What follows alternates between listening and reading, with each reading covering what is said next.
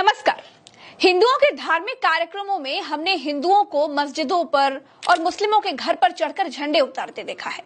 क्या किसी मुस्लिम यात्रा के दौरान किसी मुस्लिम को आपने हिंदू मंदिर की प्राचीर पर चढ़कर झंडे उतारते देखा है, झंडे नोचते देखा है? नहीं ना।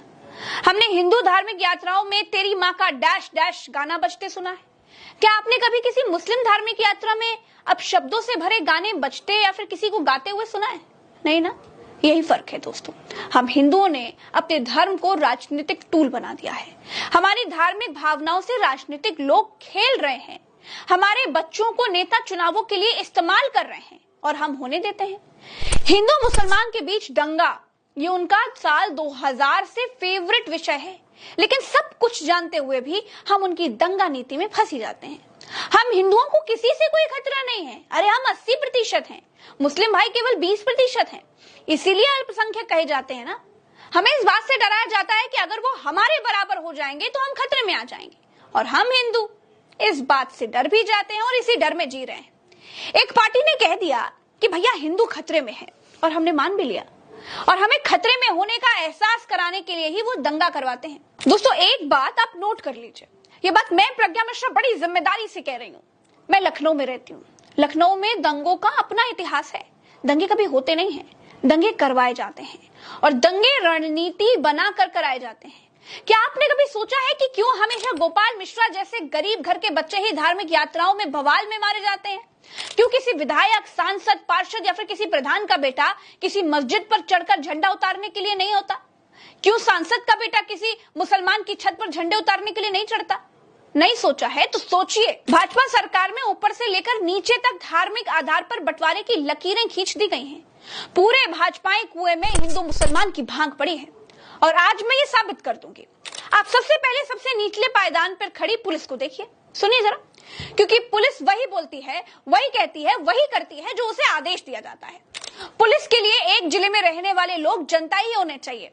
भाजपा सरकार में पुलिस लोगों को मोहल्ले और उनके नाम से नहीं पहचान रही है, धर्म से पहचान रही है। पुलिस ने भी समाज को हिंदू इलाके और मुस्लिम इलाकों में बांट दिया है। महसी के महाराजगंज क्षेत्र में आज जब एक जुलूस एक मुस्लिम क्षेत्र में से एक मस्जिद के पास से निकल रहा था, वहां पे दोनों पक्षों के बीच में कुछ विषय को लेकर तकरार हुई, जिसमें दोनों पक्ष आमने सामने हुए। उसमें आपस में कुछ लोग उत्पात मचाने लगे, जिस घटनाक्रम में एक व्यक्ति को हिंदू पक्ष की तरफ से गोली लगी और बाद में उसकी मृत्यु हो गई। अब इन पुलिस से काम करवाने वाले भारतीय जनता पार्टी के विधायक की भाषा देखिए, और हिंदू मुसलमान करने का स्तर भी समझने की कोशिश करिए। ये भाजपा के विधायक शलभ मणि त्रिपाठी जी हैं। ये मेरे सीनियर पत्रकार हैं, अब भाजपा के विधायक हैं। इन्होंने मोहल्ले वाले हिंदू मुसलमान से ऊपर उठकर बहराइच के पत्रकारों को ही हिंदू और मुसलमानों में बांट दिया। एक सूची दिखाई, उसमें मुस्लिम पत्रकारों के नाम दिखाए और कहा कि इसीलिए सच बाहर नहीं आ पा रहा है। अब इनके ऊपर इनके बॉस योगी आदित्यनाथ के पास चलते हैं। ऊपर से लेकर नीचे तक सबकी भाषा एक जैसी सुनाई देगी। सबकी आवाजों में आपको हिंदू मुसलमान का नाद सुनाई देगा। योगी आदित्यनाथ कहते हैं कि बटोगे तो कटोगे, एक रहोगे तो नेक रहोगे। ये इशारा किसकी तरफ है? किसको एक रहने के लिए कहा जा रहा है? और लोकतंत्र में, भाजपा शासन में कानून के होते हुए कौन किसको काट सकता है? सरकार क्या भजिया तलने के लिए जनता ने बनाकर बिठाई है? ये नहीं कोई पूछता है, नहीं कोई सोचता है। वो डराते हैं और लोग धर्म के आधार पर डर भी जाते हैं। वो हिंदुओं को खतरे में बताते हैं और हिंदू ये मान लेते हैं। बहनों भाइयों, राष्ट्र से बढ़कर के कुछ नहीं हो सकता, कुछ नहीं हो सकता। और राष्ट्र तब सशक्त होगा जब हम एक रहेंगे, नेक रहेंगे, तभी नेक रहेंगे। बटेंगे तो कटेंगे। अब इनके भी बॉस को सुन लीजिए। ये देश के प्रधानमंत्री हैं। वैसे तो ये कपड़ों का रंग देखकर हिंदू मुसलमान को दूर से पहचान लेते हैं। ये बगुले से भी तेज नीर और चीर में अंतर कर देते हैं। जितना हिंदू बटेगा उतना ही उसका फायदा होगा। आप देख रहे हैं ना, नीचे से ऊपर तक सबकी भाषा सेम है, एक भाषा है। पूरे कुएं में भांग पड़ी हुई है। मंदिर में मांस रखकर दंगा करवाने वाले लोग कौन हैं? गाय के नाम पर झगड़ा करवाने वाले लोग कौन हैं? लिंचिंग के जनक भारत में कौन है? धार्मिक यात्राओं में लोगों को प्रवोक करने वाले लोग कौन हैं? उत्तर प्रदेश के बच्चे से भी अगर आप पूछेंगे ना, तो वो एक ही नाम लेगा। मुझे याद है प्रज्ञा जी की, यही बहराइच का इलाका था जहां कुछ दिन पहले भेड़िए घुस आते थे, तो पूरा बहराइच एकजुट होकर के उन भेड़ियों से लड़ गया। लेकिन आज ये हो रहा है कि उसी एकजुट बहराइच को भीतर से लड़ा दिया गया। और दो खेमों को आमने सामने खड़ा कर दिया गया। और अब ये पैटर्न बन गया है। सबसे खतरनाक क्या है, इस भीड़ में सब कुछ है।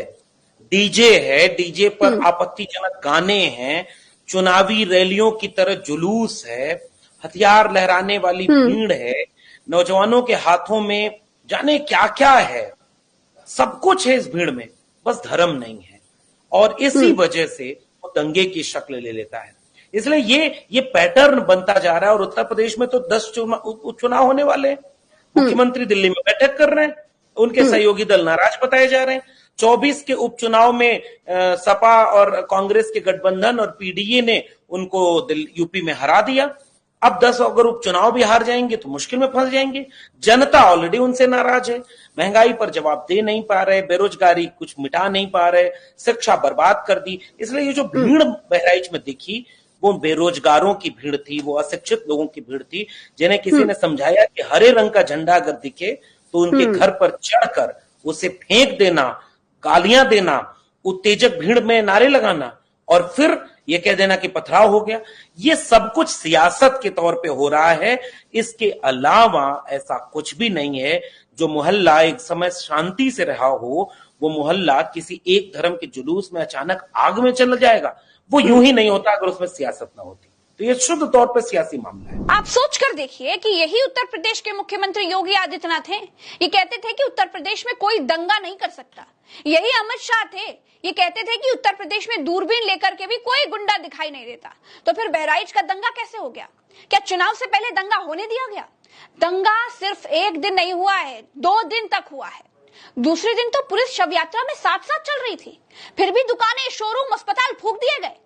फिर कहती हूं दोस्तों, होशियार रहिए। सियासत के लिए नेता एक नहीं अनेक गोपाल मिश्राओं को टूल बनाकर कुर्बान कर सकती है। इस वीडियो में इतना ही, चलते हैं। चैनल को सब्सक्राइब करिएगा, वीडियो को दूर दूर तक शेयर करिएगा ताकि सच सबको पता चले, लोगों की आंखें खुल जाएं। राम राम, दुआ सलाम, जय हिंद, नमस्कार।